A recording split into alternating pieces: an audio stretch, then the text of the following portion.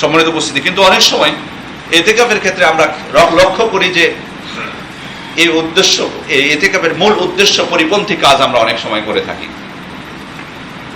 অনেক সময় রাত্রে জাগরণ করে ইবাদত করার কথা, সালাত আদায় করার কথা, কোরআন তেলাওয়াত করার কথা, দোয়া করার কথা, কিন্তু অনেক সময় গ্রুপ করে যেহেতু একটা বড় সংখ্যক ইতিকাফ করছে, গল্প গুজবে মত্ত হয়ে যায়। এই যে এখন বহু গল্প, ইরান কি করলো, ইসরায়েল কি করলো, সৌদি আরব কি করলো, কাতার, এগুলো তো আছেই, গল্প থাকবেই।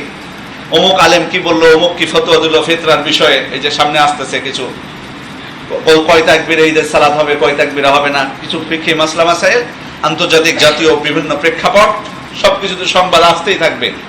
নেট তো আমার চালু আছেই, সংবাদ আমি পাবো, ওটা তো আমি বন্ধ করতে পারি না, কিন্তু আসলে বন্ধ করে দেওয়া উচিত। হতে পারে এটা আমাদের ইতিকাফের উদ্দেশ্য পরিপন্থী হয়ে যেতে পারে। সারা রাত কাটালাম, হ্যাঁ জাগলাম ঠিক, কিন্তু আমি কি উপকার পেলাম? এই জন্য ফজরের সালাতের পর দিলাম ঘুম, কাটালাম একবারে জোহর পর্যন্ত, তারপরে হয়তো কিছু বাকি থাকলে আবার সেটা কাজা করলাম জোহরের পরে ঘুমের। তারপরে এই করতে কিন্তু দেখা যাচ্ছে যে ইবাদতটাই কিন্তু হচ্ছে না। এমন যদি হয়, এমন মানসিকতা যদি হয়, আমি আগেই বলে দিচ্ছি যে ইতিকাফে আসার কোনো প্রয়োজন নেই। কারণ এখানে কিছু ভালো মানুষ আসবেন প্রকৃত অর্থে ইবাদত করার জন্য, তাদের জন্য যাতে আমরা বাধা সৃষ্টি না করি। অনেকে আসেন ল্যাপটপ নিয়ে, আমি এটা অনুরোধ করব, ল্যাপটপ এবং অ্যান্ড্রয়েড ফোন দুটো অ্যাভয়েড করার চেষ্টা করুন। অ্যান্ড্রয়েড ফোন থাকলে অনেক সময় আপনি কথা বলার জন্য, জরুরি কিছু কলের জন্য রাখতে পারেন, কিন্তু নেটটা রাখবেন না সাথে, ডাটা বা ওয়াইফাই কোনো কিছু ব্যবহার করবেন না।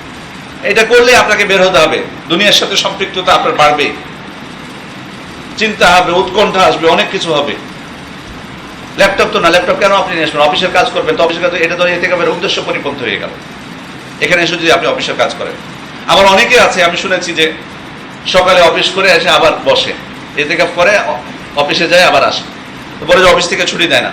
আল্লাহ তাআলা তো আপনাকে বাধ্য করেন ইতিকাফ করতে। অথবা অন্য কোনো এলাকার মতো তো না যে অনেক সময় নাকি টাকা দিয়ে বসায় ইতিকাফে। এটা তো আপনাকে কেউ বাধ্য করেন যে ভাই আপনাকে ইতিকাফে বসাই লাগবে আমাদের এলাকার পক্ষ থেকে, যে আপনি বলবেন আমার অফিস ছুটি দেয় না। অফিস ছুটি দেয় না, আপনি ইতিকাফ করবেন না। আপনি রাত্রি জাগরণ করুন, এখানে এসে কোরআন তেলাওয়াতের ব্যবস্থা থাকলে, ইবাদতের ব্যবস্থা থাকলে করুন এখানে, অথবা বাড়িতে আপনি করুন। কিন্তু ইতিকাফ যেটাকে আমরা বলছি, মসজিদে অবস্থান করা 24 ঘন্টা, এটা তো আপনি এটা তো হলো না আপনি যদি অফিস করেন, আপনি যদি মসজিদ থেকে বের হয়ে চলে যান দুনিয়াবী উদ্দেশ্যের জন্য, এটা হবে না। এরকম হলে কেউ অনুরোধ থাকলেও কেউ আসবেন না ইতিকাফে। হ্যাঁ, আপনি হয়তো শেষের দিকে ছুটি দিলে 2 দিনের জন্য, 1 দিনের জন্য, 3 দিনের জন্য, যদি জায়গা থাকে, আপনাকে কর্তৃপক্ষ অনুমতি দেয়, তখন সেটা আপনি থাকতে পারেন, ওটা আলাদা। কিন্তু সুন্নাত যেটি 10 দিনের যেটি সুন্নাত, সেটি করতে হলে আপনাকে সম্পূর্ণভাবে দুনিয়ার সম্পর্ক ছিন্ন করতে হবে। এজন্য আমার অনুরোধ থাকবে, ভালো কাজের জন্য আমরা আসবো, এখানে এসে নেকির জন্য আসবো, নেকির জন্য এসে অন্যদেরকে ডিস্টার্ব করে যেন আমরা এখানে পাপ নিয়ে বাসায় না ফিরি। সুতরাং ভিন্ন কোনো উদ্দেশ্য থাকলে, বা যদি আপনার মনে হয় যে আপনি ধৈর্য ধারণ করতে পারবেন না, আপনার দ্বারা সম্ভব না, আগে কেটে পড়ুন। সুযোগ দিন ভালোদেরকে এখানে আসার জন্য, যারা ইবাদতে মগ্ন থাকতে পারবে।